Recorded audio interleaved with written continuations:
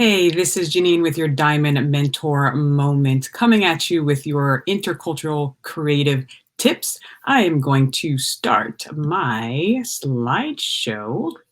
And today we are talking about how fictive learning affects your creativity.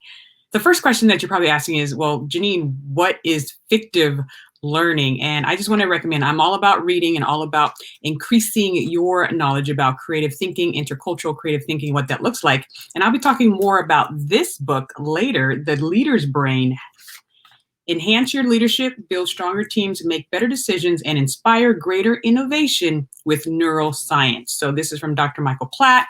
I'm hopefully going to talk to him, get him on the podcast eventually. That will be amazing. He's out of the Wharton Business School over on the East Coast, but he introduced me to the concept of fictive learning.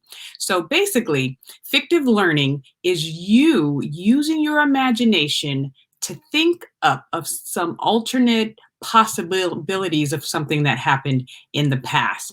Basically, we've all been there. We've all had experiences where we were thinking, what happened? Like, I made that choice and then this happened. I wonder what would have happened if I made this choice, or if I made that choice. We normally times we call them regrets. We've all had regrets. We've all had regrets, and we've all had the woulda, coulda, shoulda event. And we've had that in a positive way. Like for me, I was recruited to go to UCLA for track and field, but I was also recruited to go to CSUN, California State University, for track and field as well. But UCLA allowed me on their team, but offered no scholarship money. But CSUN allowed me on their team and offers scholarship money. But in that days, 1997, I chose to go to UCLA because, the brand name and everything, and then ended up with school loan debt, and that whole thing happened. So sometimes I have fictive learning there as, what if I would have made a different decision? So overall, I'm still proud to be a Bruin, but that is fictive learning. So it really gives you the imagination muscle to look at alternative possibilities. Now, here's another picture of someone saying, I wish I would have said something different, or I wish I would have done something different during that conversation. We've all been there. Fictive learning.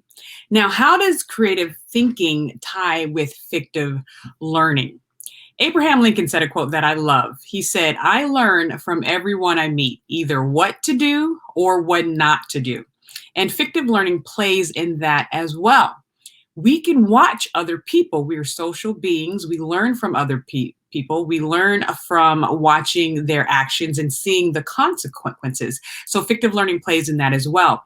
When we learn from other people and see how their event played out, that gives us feedback to make decisions in our own lives when we arrive to that particular choice.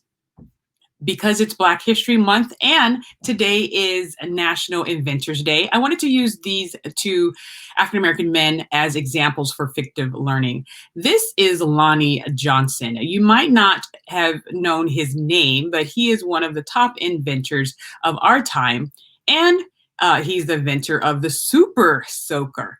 But when he was a child, he was told to just, take the basic classes, get a basic job, maybe a technician of some sort back. He was born in 1950, so this was maybe the late 60s or so, and just, survive. Just make sure you didn't have enough money to survive. And he had this passion to invent. But he had fictive learning going on because he came across the story of George Washington Carver, another great inventor, born in the slavery times. He was actually born enslaved in 1865, so he was still an infant when slavery ended, but nevertheless, he was born enslaved and came up during that time around the Alabama area. Nevertheless, George Washington Carver was very curious. He took initiative. He had high risk-taking skills and a lot of the creative thinking skills that I talk about in my training programs and in my book. He exhibited all of those.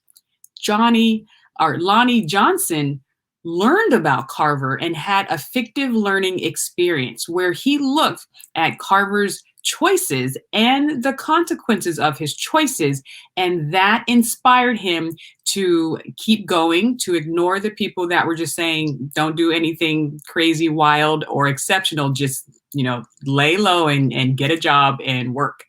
And he ended up going into a high school competition, an Inventors competition in the 12th grade. He invented a robot. He won first place. And then he went into the Air Force and did a lot of great work with the Air Force. And then he got hired by NASA and ended up working on the Mars project, and just amazing, amazing projects. But when he was in his kitchen, he was working on some type of a heat pump, and he accidentally squirted water across the room. Now, normally for us, we would be like, oh man, I made a huge mess with all this hot water. But for Lonnie Johnson, curiosity, right? Those of you who've been listening and follow me, open-mindedness and curiosity are key drivers of creative thinking. He was curious and asked himself, I wonder if this would make a good squirt gun. There it is. He invented the super soaker in the 1980s, and he built that into a company. It freed him up. It gave him just the freedom to do what he wanted. It gave him the freedom to invest in green technologies, to fund his own research. He wasn't at the whim of grant seekers, and he knew how to tie the entrepreneurship aspect to his creative thinking aspect and his technology academics. And those of you who follow me, I'm big about that, really giving our kids creative literacy and financial entrepreneurship literacy as well. Because what are you going to do with these great ideas? Bring them to market, and you need skills to do that. So this is a great example of fictive learning. And I want to leave you with this thought.